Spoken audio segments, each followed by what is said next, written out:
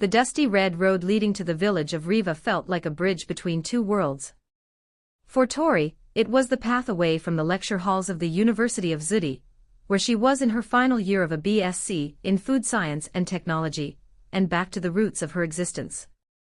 While her professors spoke of chemical compounds, preservation techniques, and industrial processing, Tori's mind often wandered to a simpler, yet profound concept: food as medicine. She knew the chemistry, but she wanted to understand the soul of the ingredients.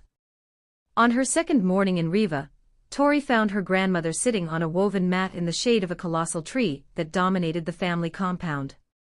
It was the Biobab, the tree of life.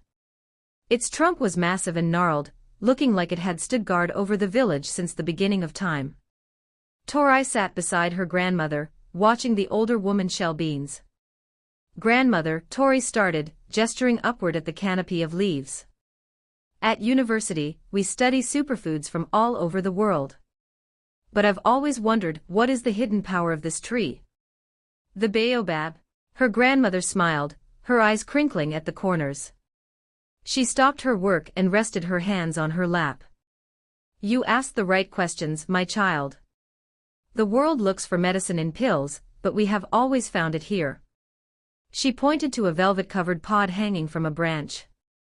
"The fruit inside that shell is not just food, it is a shield. For generations, when the sicknesses of the changing seasons come, we eat the white pulp. It is sour, yes, but it wakes up the body's soldiers. It builds immunity stronger than any city tonic."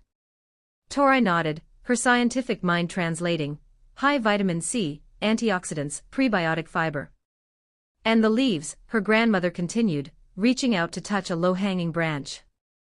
"When they are young and tender, we cook them like spinach. They heal the stomach and clean the blood.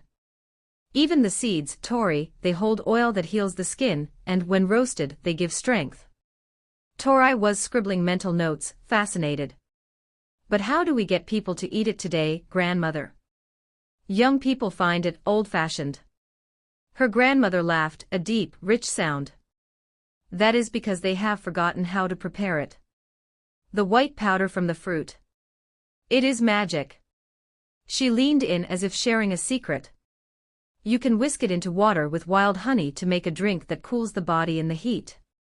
We stir it into sorghum porridge to make it sour and creamy, good for digestion." Her grandmother's eyes twinkled. "And for the little ones? We mix the powder with fruit juice and freeze it. Organic ice lollies. They lick them in the summer sun, getting healthy without even knowing it." Tori looked up at the giant tree with new eyes. It wasn't just a piece of the landscape, it was a pharmacy and a grocery store combined. But she also saw the dry earth around it and thought of the changing climate she learned about in her lectures. A surge of purpose rushed through her. She took her grandmother's hand. "Grandmother, I know what I am going to do," Tori said, her voice firm. "When I finish my degree at Zudi, I'm not stopping there. I'm going to do my master's degree." "A master's?" her grandmother asked proudly. "Yes. I want to research this tree," Tori vowed. "I want to prove to the world what you just told me. I want to find ways to protect the Biobab from extinction so it stands for another 1,000 years. And I'm going to develop new recipes, products that make Biobab part of the everyday diet for everyone, not just in Riva but in the cities too."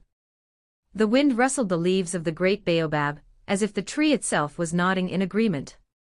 Tori had come to Riva looking for rest, but she left with a mission: to bridge the gap between ancient wisdom and modern science, one seed at a time.